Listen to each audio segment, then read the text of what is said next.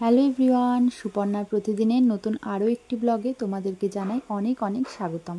আশা করছি সকলে ভালো আছো, সুস্থ আছো। আজকে মঙ্গলবার, আজকে নববর্ষ, বছরের প্রথম দিন। বছরের প্রথম দিনটা এই বছরটা একটু অন্যরকম করেই শুরু করছি। সকাল সকাল ঘুম থেকে উঠে গঙ্গা স্নান করতে যাব বলে আমরা রেডি হয়ে নিয়েছি।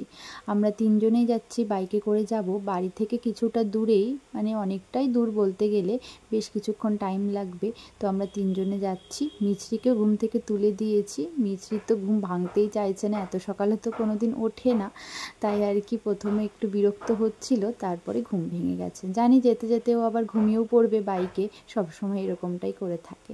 মোটামুটি গুছিয়ে নিয়েছি সব কিছু, যা যা প্রয়োজন। বাইকে করে যাব, খুব একটা অসুবিধা হবে না, কারণ ট্রেনে যেতে গেলে না অনেকটা টাইম চলে যাবে, আর মিছরিও বিরক্ত হবে। তো মিছরিকে সকালবেলা একটু ফর্মুলা মিল্ক খাইয়ে দিয়েছি, আর এখন কোনো সলিড খাবার ওকে খাওয়ালাম না, কারণ ওকে সলিড খাবার খাওয়াতে গেলে না অনেকটা টাইম চলে যাবে। তো এখন চলো দুগ্গা দুগ্গা করে বেরোনো যাক। আমরাও সকালবেলা কিছু খাইনি, কারণ ওখানে গিয়ে ভাবছি একটু পুজো দেবো, কারণ গঙ্গার ধারে যে মন্দিরগুলো আছে ওখানে না কোনোবার পুজো দেওয়া হয়নি। মানে আগেও গেছি, কিন্তু পুজোটা দেওয়া হয়নি। এবছরটা ভাবছি কি পুজো দেবো। কালকে রাতে ঝড় হওয়াতে আজকে সকালবেলা বেশ ঠান্ডা ঠান্ডা ওয়েদার, তাই মিছরিকে না একটা ফুল হাতা জামা পরিয়ে দিয়েছি, আর কানেও রুমালটা বেঁধে দিয়েছি, কারণ ঠান্ডা ঠান্ডা হাওয়া দিচ্ছে বাইকে, মেয়েটা না হলে আবার ঠান্ডা লেগে যাবে।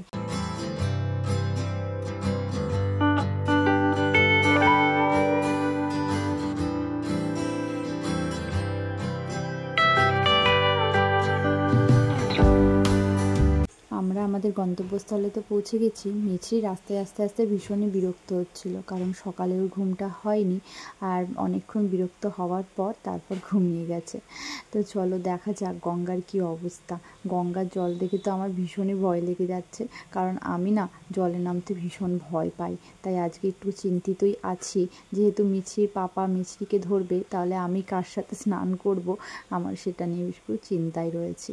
মিছরির পাপা মিছরিকে ভালো করে হাতে পায়ে তেল ডলে দিচ্ছে, কারণ এতটা সকাল সকালে তো স্নান করে না, তার উপর আবার গঙ্গায় স্নান। আর আজকে না ঠান্ডা ঠান্ডা ওয়েদার বলে জলটাও মনে হয় ঠান্ডা ঠান্ডাই হবে। গঙ্গার ধারে যে কি হাওয়া দিচ্ছে ঠান্ডা ঠান্ডা, মিছরিকে নিয়ে একটু চিন্তায় আছে, তাই ভালো করে ওকে গায়ে হাতে সর্ষের তেল মালিশ করে দিচ্ছি।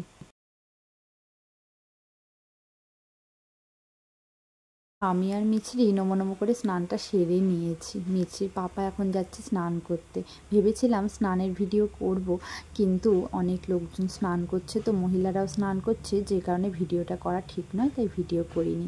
আর আমার স্নানের ভিডিওটা দেখলে তোমরা সত্যিই হাসতে। আমি না ভীষণ ভয় পাচ্ছিলাম ডুব দিতে, তারপর একজন মহিলা সাহায্য করলো, আমাকে একটু ধরলো, তারপরে আমি ডুব দিলাম। না হলে হয়তো উনি সাহায্য না করলে আমি ডুব দিতেই পারতাম না। আমি জলে ভীষণ ভয় পাই। ওই দেখো মিছরির পাপারও স্নান হয়ে গেছে। চলো এবার পুজো দেবো। পুজোর জন্য মিছরির পাপা ফুল কিনে নিয়ে আসলো, এখান থেকেই, সামনেই দোকান আছে। আজকে গঙ্গার ঘাটে বেশ ভিড় হয়েছে, বছরের প্রথম দিন তো অনেক মানুষ স্নান করেছে, পুজো দিচ্ছে। মিছরিকে এখন নমো নমো করাচ্ছি। মিছরির পাপা আবার বলছে একটু গড়াগড়ি খাওয়াও। মিছরি অবশ্য দিতে চাইবে না গড়াগড়ি, আমি জানি, তবু একটু চেষ্টা করলাম। একবার তোকে গড়াগড়ি খাওয়াতে গিয়েও কান্নায় শুরু করে দিয়েছিল। কালী মন্দিরে তো পুজো দেওয়া হয়ে গেল, এবার চলো দেখি শিব মন্দিরের দিকে যাই।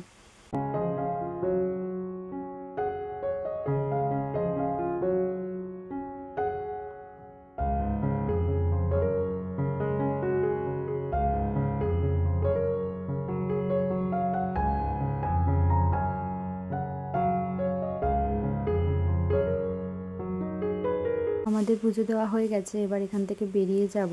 এখানে না আগে অনেক ফুলের গাছ ছিল, তবে এখন গরমকাল তো সেরকম একটা ফুলের গাছ নেই। শীতের দিকে অনেক রকম ফুলের গাছ লাগাই। মিছরিকে নিয়ে প্রথমবার এখানে আসলাম, আর আমিও অনেক দিন পরে আসলাম, অনেক কিছু নতুন করেছে, তাই একটু ঘুরে ঘুরে দেখে নিলাম। এখান থেকে ফেরার পথে পাশে আবার একটা সুন্দর মন্দির দেখলাম। এই মন্দিরটা অবশ্য নতুন হয়েছে, বাবা লোকনাথের মন্দির, আর দারুণ সুন্দর মন্দিরটা, জানো তো, দেখি মন জুড়িয়ে গেল।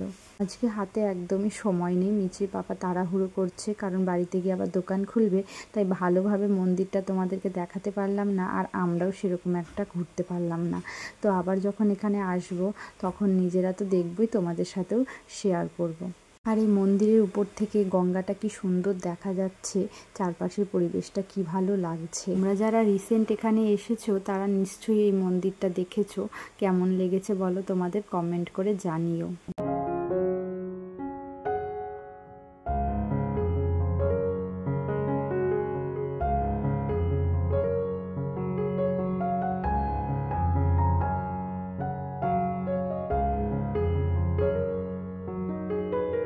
বেশ বেলা হয়ে গেছে, মিছরিকে সলিড খাবার খাইয়ে নিয়ে আসিনি, তাড়াতাড়ি এবার বাড়ি ফিরতে হবে।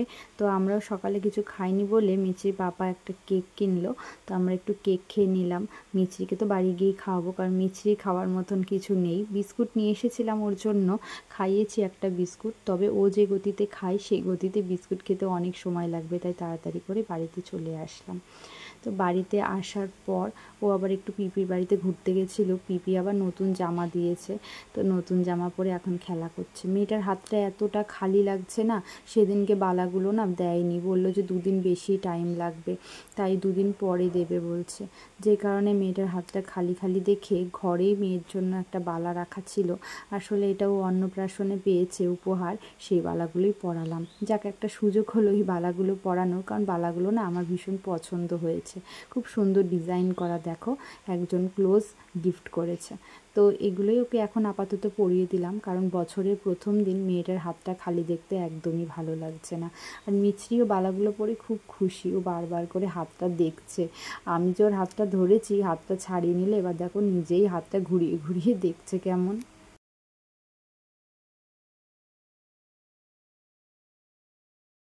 একটা মেয়ে, এই বাড়িতে তোমার মেয়ে এসেছে, দাও চুলছি রে, দাও চুলছি রে মেয়ের। কোন চেন? ও দেখছি পরে। ওলে বাবালে, ওলে দেখি দেখি দেখি, এটা কার? এটা শুনুন নাকি? ওরে বাবা, খুব ব্যস্ত মেয়েকে নিয়ে। তো নতুন বছরে নতুন মেয়ে, তুমি নতুন বছরে নতুন মেয়ে পেয়েছো, সাথে সাথে চোখ খোটা শুরু হয়ে গেছে। বাপরে বাপ, ভালো তোমার মেয়েটা? হ্যাঁ, মেয়ে তো। বছরের প্রথম দিনে মিছরি আরও একটা উপহার হাতে পেল, সেটা হচ্ছে এই পুতুলটা, ওর অন্নপ্রাশনে গিফট পাওয়া। ওর পাপা বলছে কি হবে, এগুলো তুলে রেখে মেয়েটা খেলা করুক।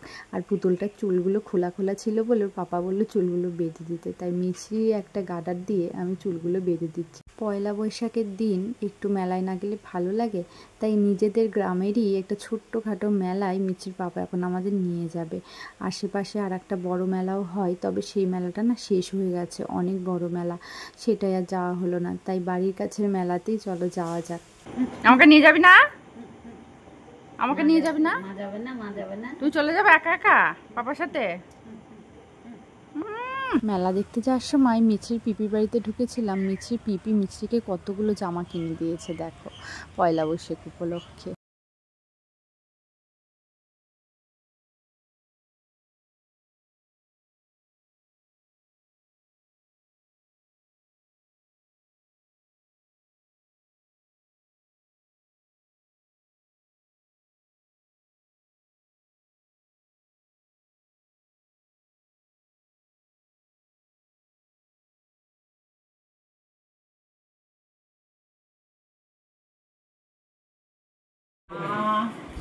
বাজা সারে গামা বাজা, বাজা সারে গামা বাজা, সারে গামা বাজা, ওই যে ওইটা বাজাও। কই সারে গামা, কই ওইটা?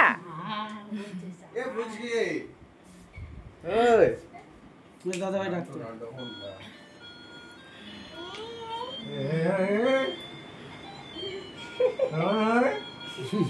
দাদা ভাই দাদা ভাই দাদা ভাই, লিটিল রকস্টার। এ না না, রকস্টার দেখে যা, রকস্টার দেখে যা, রকস্টার রকস্টার রকস্টার।